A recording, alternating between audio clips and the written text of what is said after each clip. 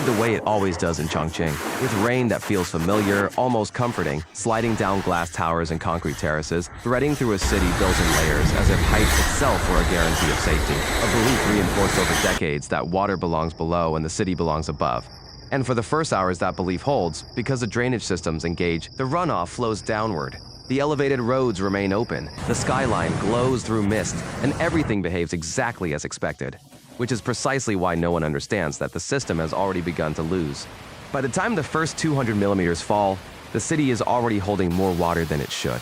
Not visibly, not dramatically, but structurally, because every surface, every rooftop, every road, every stair-like level is redirecting water downward, accelerating it, concentrating it, and unlike flat cities where water spreads outward, Chongqing compresses it inward, turning geography into pressure. And as rainfall reaches 400 millimeters, the system begins to slow in ways that cannot be seen.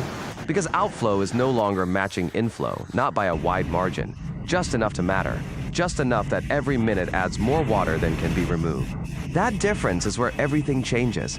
Not suddenly, not violently, but inevitably. Because once rainfall exceeds 600 millimeters, the rivers below rise under upstream pressure, reducing the city's ability to release what it is collecting, while above, gravity continues doing its work, pulling runoff from higher elevations down through roads, stairways, channels, and structural seams, creating a vertical convergence where water is no longer moving through the city but being inside it. And at that exact point, invisible, unannounced Chongqing stops being a system designed to move water and becomes a system forced to store it.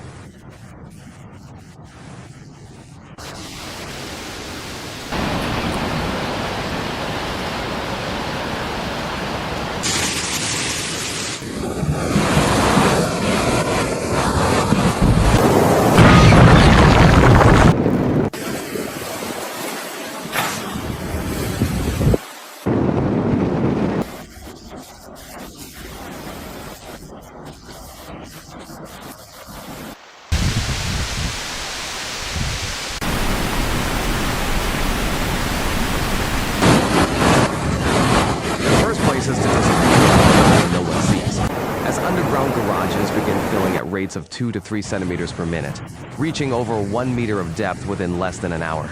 Elevator shafts turn into vertical conduits, electrical systems fail floor by floor as water climbs silently upward.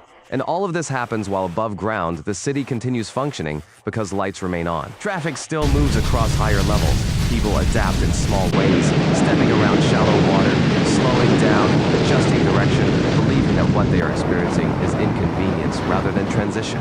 But water does not need to announce itself. It only needs to accumulate. And by the time it reaches the streets, it does not arrive as a wave but as a presence, spreading thinly at first, reflective, almost calm, distorting the city into something softer, quieter, less defined. And this is where perception begins to fail, because nothing has broken, nothing has collapsed, and yet the environment is no longer stable. Because at 30 centimeters, vehicles hesitate. At 50 centimeters, engines fail. At 80 centimeters, roads lose function. And in the lowest districts, water rises to 2 meters, then 3, not everywhere, but precisely where the city is most vulnerable. What makes this moment so disorienting is that the disaster is not shared equally because Chongqing is not a flat plain but a vertical structure.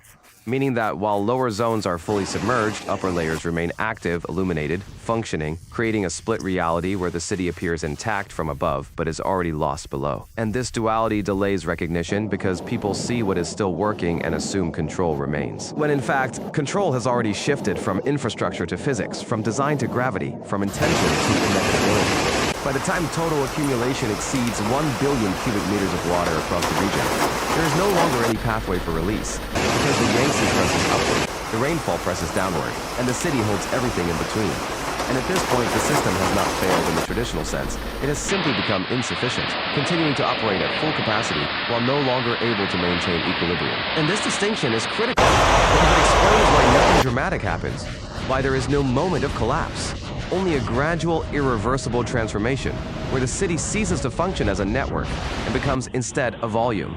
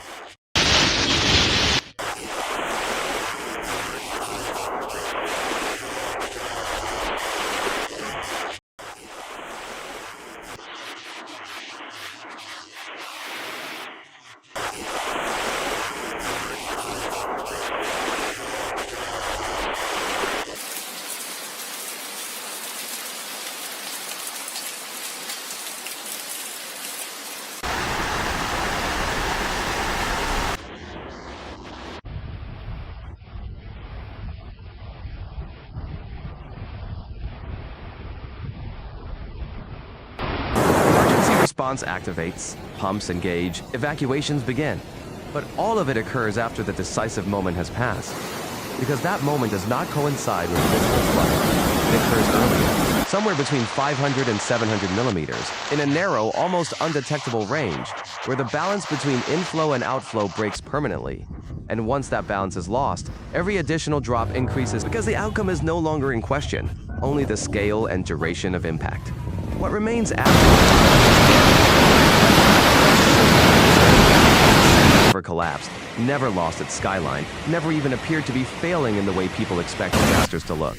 And yet it reached a point where it could no longer remove the water within it, where every level, every road, every hidden space became part of a system defined not by movement, but by accumulation. And in that transformation lies the most unsettling truth. That modern cities are not defeated by force, but by markets, by small differences sustained over time, by the quiet moment when they stop keeping up.